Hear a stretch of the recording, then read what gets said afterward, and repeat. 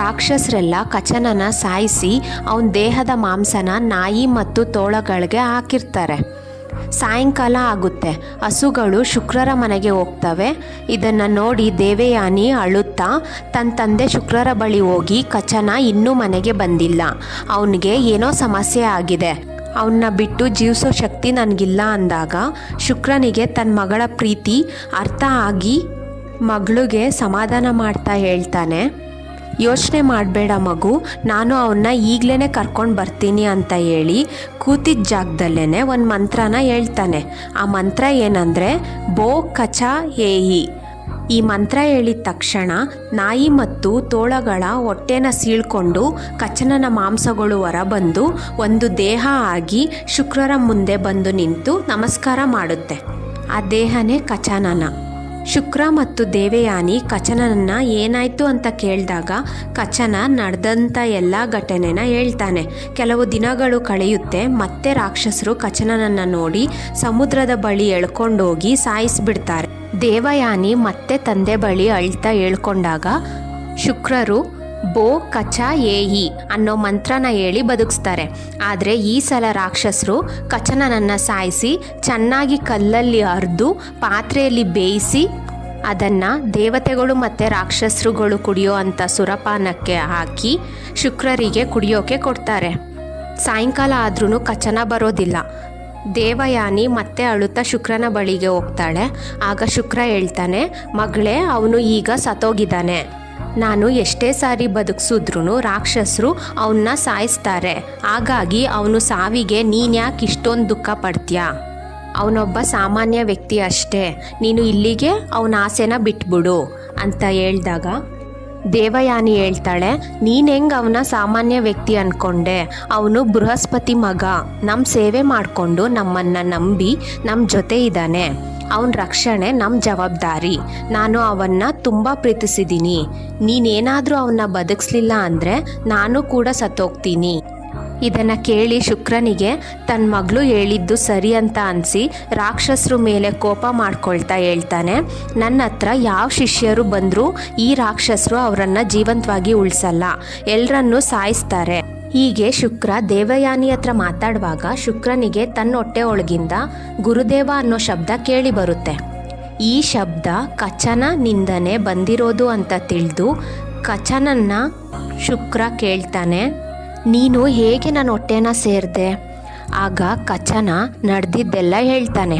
ಶುಕ್ರನಿಗೆ ಇದು ಎಂಥ ಕೆಲಸ ಆಗೋಯ್ತು, ಈಗ ನೀನು ಜೀವಂತವಾಗಿ ಹೊರಗಡೆ ಬರಬೇಕಂದ್ರೆ ನನ್ನ ಹೊಟ್ಟೆನ ಸೀಳ್ಕೊಂಡು ಬರಬೇಕು, ಆಗ ನಾನು ಜೀವಂತವಾಗಿ ಇರೋಲ್ಲ. ಮಗಳೇ ದೇವಯಾನಿ, ಈಗ ನೀನು ಚೆನ್ನಾಗಿ ಯೋಚಿಸಿ ಹೇಳು, ನಾನೇನು ಮಾಡಬೇಕು ಅಂತ.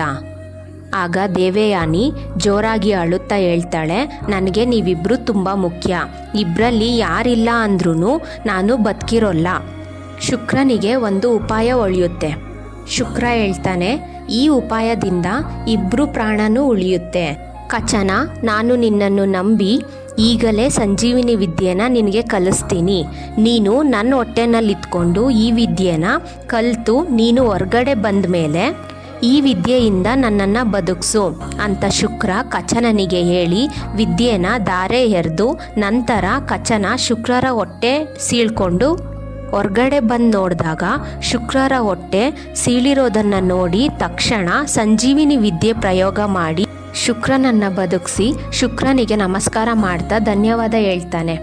ಶುಕ್ರ ತಾನು ಕುಡ್ದಂಥ ಸುರಪಾನದಿಂದ ಏನೆಲ್ಲ ಆಯಿತು ಅಂತ ನೆನೆಸ್ಕೊಂಡು ತುಂಬ ದುಃಖದಿಂದ ಹೇಳ್ತಾರೆ, ಇನ್ಮುಂದೆ ಯಾವುದೇ ಬ್ರಾಹ್ಮಣ ಸುರಪಾನ ಮಾಡಬಾರ್ದು. ನಾನು ಇಲ್ಲಿವರೆಗೂ ಎಷ್ಟೋ ನಿಯಮಗಳನ್ನ ಮಾಡಿದ್ದೀನಿ, ಅದ್ರ ಜೊತೆಗೆ ಇದು ಒಂದು. ಯಾವ ಬ್ರಾಹ್ಮಣ ಸುರಪಾನ ಮಾಡ್ತಾನೆ ಅವನಿಗೆ ಬ್ರಹ್ಮಹತ್ಯೆ ದೋಷ ಸಿಗುತ್ತೆ.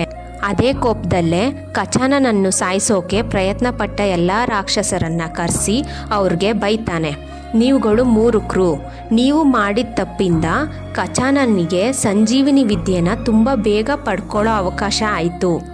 ಅವನ ಬ್ರಹ್ಮಚಾರ್ಯ ಅವಧಿ 1000 ವರ್ಷ ಇತ್ತು. ಆದರೆ 500 ವರ್ಷಕ್ಕೆ ಸಂಜೀವಿನಿ ವಿದ್ಯೆನ ಕಲಿತು ಈಗ ನನ್ನ ಸಮಾನವಾಗಿದ್ದಾನೆ. ನೀವು ಈ ಕೆಟ್ಟ ಕರ್ಮ ಮಾಡಬೇಕು ಅನ್ನೋದು ದೇವರ ಇಚ್ಛೆ ಅನಿಸುತ್ತೆ. ಇನ್ಮುಂದೆ ಆದರೂ ಇಂಥ ಕೆಟ್ಟ ಕೆಲಸನ ಮಾಡಬೇಡಿ. ಇದನ್ನು ಕೇಳಿ ರಾಕ್ಷಸರಿಗೆ ತುಂಬ ಬೇಜಾರಾಯಿತು. ಕಚಾನನ 500 ವರ್ಷಕ್ಕೆ ಸಂಜೀವಿನಿ ವಿದ್ಯೆನ ಪಡ್ಕೊಂಡ್ರೂ ಸಹ ಅವನು ತನ್ನ ಗುರುಗಳು ಹೇಳಿದಾಗೆ 1000 ವರ್ಷ ಬ್ರಹ್ಮಚಾರ್ಯವನ್ನು ಮುಗಿಸಿ ಗುರುಗಳ ಆಜ್ಞೆನ ಪಡೆದು ಸ್ವರ್ಗಲೋಕಕ್ಕೆ ಹೋಗಲು ಸಿದ್ಧನಾಗ್ತಾನೆ. ದೇವಯಾನಿಗೆ ಈ ವಿಷಯ ತಿಳಿದು ಕಚನನ ಬಳಿ ಹೋಗಿ ತನ್ನ ಪ್ರೀತಿ ವಿಚಾರನ ಹೇಳಿ, ನಿನ್ನ ಜೊತೆ ದೇವಲೋಕಕ್ಕೆ ಕರ್ಕೊಂಡೋಗು, ನನ್ನಿಂದ ನೀನು ಬಿಟ್ಟಿರೋಕ್ಕಾಗಲ್ಲ ಅಂತ ಹೇಳಿದಾಗ ಕಚನನ ಇದಕ್ಕೆ ಒಪ್ಪೋದಿಲ್ಲ. ಆಗ ದೇವಯಾನಿ ಕಚನನಿಗೆ ಹೇಳ್ತಾಳೆ, ನಾನು ನನ್ನ ಕಣ್ಣೀರನ್ನ ನದಿಯಾಗರಿಸಿ ನಿನ್ನ ಪ್ರಾಣನ ಉಳಿಸ್ಕೊಳ್ಳೋದ್ರ ಜೊತೆಗೆ ಸಂಜೀವಿನಿ ವಿದ್ಯೆನ ಕಲಿಸೋಕೆ ಅನುಕೂಲ ಮಾಡಿಕೊಟ್ಟಿದ್ದೀನಿ. ಹಿಂದೆ ನಡೆದಿರೋದನ್ನ ಮರಿಬೇಡ ಅಂದಾಗ ಕಚನನ ಮೃದುವಾಗಿ ಹೇಳ್ತಾನೆ, ನನಗೆ ನಿನ್ನ ಮೇಲೆ ತುಂಬ ಗೌರವ ಇದೆ, ನನ್ನ ಗುರುಗಳಿಗಿಂತ ಹೆಚ್ಚಾಗಿ ನಿನ್ನ ಪೂಜಿಸ್ತೀನಿ.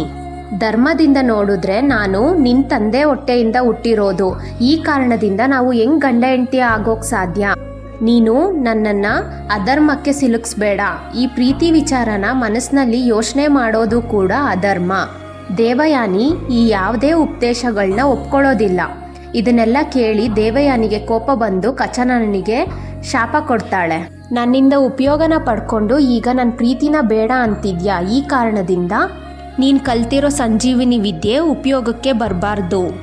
ಇದಕ್ಕೆ ಕಚನನ ಹೇಳ್ತಾನೆ, ನೀನು ಹೇಳ್ದಂಗೆ ನನಗೆ ಉಪಯೋಗಕ್ಕೆ ಬರಲಿಲ್ಲ ಅಂದರೂ ಪರವಾಗಿಲ್ಲ, ಆದರೆ ಈ ವಿದ್ಯೆನ ನನ್ನ ಶಿಷ್ಯರಿಗೆ ಕಲಿಸಿ ಅವ್ರಿಗೆ ಉಪಯೋಗ ಆಗೋ ರೀತಿನಲ್ಲಿ ಮಾಡ್ತೀನಿ ಅಂತ ಹೇಳಿ ದೇವಲೋಕಕ್ಕೆ ಹೋಗ್ತಾನೆ. ದೇವತೆಗಳಿಗೆ ಈ ಎಲ್ಲ ವಿಚಾರಗಳು ಗೊತ್ತಾಗುತ್ತೆ. ಕಚಾನನ ಸಂಜೀವಿನಿ ವಿದ್ಯೆನ ತನ್ನ ಶಿಷ್ಯರಿಗೆ ಹೇಳ್ಕೊಟ್ಟಿದ ತಕ್ಷಣವೇ ಇಂದ್ರ ತನ್ನ ಸೇನೆನ ಕರ್ಕೊಂಡು ರಾಕ್ಷಸರ ಜೊತೆ ಯುದ್ಧ ಮಾಡೋಕೆ ಹೋಗುವಾಗ ನದಿಯಲ್ಲಿ ಸ್ನಾನ ಮಾಡ್ತಿದ್ದಂತಹ ಸ್ತ್ರೀಯರನ್ನ ನೋಡಿ ಜೋರಾಗಿ ಬಿರುಗಾಳಿ ಬರ್ಸಿ ಅವ್ರ ಬಟ್ಟೆಗಳನ್ನ ಚಲಾಪಿಲ್ಲಿ ಮಾಡ್ತಾನೆ. ಆ ಸ್ತ್ರೀ ಗುಂಪಲ್ಲಿ ದೇವಯಾನಿ ಕೂಡ ಇದ್ಲು. ವೃಷಪರ್ವನ ಮಗಳು ಶರ್ಮಿಷ್ಠೆ ನದಿಯಿಂದ ಹೊರಬಂದು ನೋಡಿದಾಗ ಸೀರೆಗಳು ಚಲಾಪಿಲ್ಲಿ ಆಗಿರುತ್ತೆ. ತನ್ನ ಮಾನ ಕಾಪಾಡ್ಕೊಳ್ಳೋಕೆ ದೇವಯಾನಿ ಸೀರೆನ ಗೊತ್ತಿಲ್ಲದೆ ಹಾಕೋತಾಳೆ. ಇದನ್ನು ನೋಡಿ ದೇವಯಾನಿಗೆ ಕೋಪ ಬಂದು ಶರ್ಮಿಷ್ಠೆ ಜೊತೆ ಜಗಳ ಮಾಡಿ ಕೊನೆಗೆ ಶರ್ಮಿಷ್ಠೆ ಕೋಪದಿಂದ ದೇವಯಾನಿನ ಒಂದು ಬಾವಿಯೊಳಗೆ ತಳ್ಳಿ ತನ್ನ ಅರಮನೆಗೆ ಹೊರಟೋಗ್ತಾಳೆ. ಅದೇ ಸಮಯಕ್ಕೆ ಯಯಾತಿ ಅನ್ನೋ ರಾಜ ಬೇಟೆಯಾಡಿ ಆಯಾಸದಿಂದ ನೀರು ಹುಡುಕ್ತಾ ಬಾವಿಯಲ್ಲಿ ದೇವಯಾನಿನ ಕಂಡು, ಯಾರು ನೀನು, ಇಲ್ಲೇನು ಮಾಡ್ತಿದ್ಯಾ ಅಂದಾಗ ದೇವಯಾನಿ ತಾನು ಶುಕ್ರರ ಮಗಳು ಅಂತ ಹೇಳಿ ಅವಳು ಬಾವಿಯೊಳಗೆ ಬರೋಕೆ ಏನು ಕಾರಣ ಅನ್ನೋ ವಿಚಾರನ ಹೇಳೋದಿಲ್ಲ. ಯಯಾತಿ ಬಾವಿಯಿಂದ ದೇವಯಾನಿನ ಮೇಲಕ್ಕೆ ಎತ್ತಿ ತನ್ನ ರಾಜ್ಯಕ್ಕೆ ಹೊರಟೋಗ್ತಾನೆ. ದೇವಯಾನಿಯ ದಾಸಿ ದೇವಯಾನಿ ಇಷ್ಟೊತ್ತಾದರೂ ಪಟ್ಟಣಕ್ಕೆ ಬರದೇ ಇರೋದನ್ನ ನೋಡಿ ದೇವಯಾನಿನ ಹುಡುಕಿ ಪಟ್ಟಣಕ್ಕೆ ಕರೀತಾಳೆ. ಆದರೆ ವೃಷಪರ್ವನ ಮಗಳು ಮಾಡಿರೋ ಕೆಲಸಕ್ಕೆ ನಾನು ಪಟ್ಟಣಕ್ಕೆ ಬರಲ್ಲ, ಈ ವಿಚಾರನ ನನ್ನ ತಂದೆ ಶುಕ್ರರಿಗೆ ನೀನು ಹೋಗಿ ಹೇಳು ಅಂದಾಗ ದಾಸಿ ವೃಷಪರ್ವನ ಪಟ್ಟಣಕ್ಕೆ ಹೋಗಿ ಶುಕ್ರರನ್ನ ಕರೆದು ನಡೆದಂಥ ಎಲ್ಲ ವಿಚಾರನೂ ಹೇಳ್ತಾಳೆ. ಶುಕ್ರರು ದೇವಯಾನಿ ಬಳಿ ಬಂದು ಬುದ್ಧಿವಾದದ ಜೊತೆಗೆ ಸಮಾಧಾನ ಮಾಡ್ತಾ ಹೇಳ್ತಾರೆ, ನಾವು ಯಾರು ಏನು ಹೇಳಿದ್ರೂ ಕೋಪಿಸ್ಕೋಬಾರ್ದು, ಕೋಪಿಸ್ಕೊಂಡ್ರೆ ಯಾವ ಥರ ಪರಿಣಾಮ ಬೀರುತ್ತೆ ಅನ್ನೋದನ್ನು ಉದಾಹರಣೆ ಜೊತೆ ಹೇಳಿದ್ರೂ ಸಹ ದೇವಯಾನಿ ಕೋಪ ಮಾತ್ರ ಕರಗಲ್ಲ. ದೇವಯಾನಿ ತನ್ನ ತಂದೆಗೆ ಕೊನೆದಾಗಿ ಹೇಳ್ತಾಳೆ, ಶರ್ಮಿಷ್ಠೆಗೆ ನಾನು ರಾಜನ ಮಗಳು ಅನ್ನೋ ಅಹಂ ಇದೆ, ಯಾಕಂದರೆ ನೀನು ಅವ್ರ ತಂದೆ ವೃಷಪರ್ವನ ರಾಜ್ಯದಲ್ಲಿ ಕೆಲಸ ಮಾಡೋದ್ರಿಂದ ಅವಳು ನನ್ನನ್ನು ಏನೂ ಇಲ್ಲದೆ ಇರೋಳು ಅಂದ್ಕೊಂಡಿದ್ದಾಳೆ.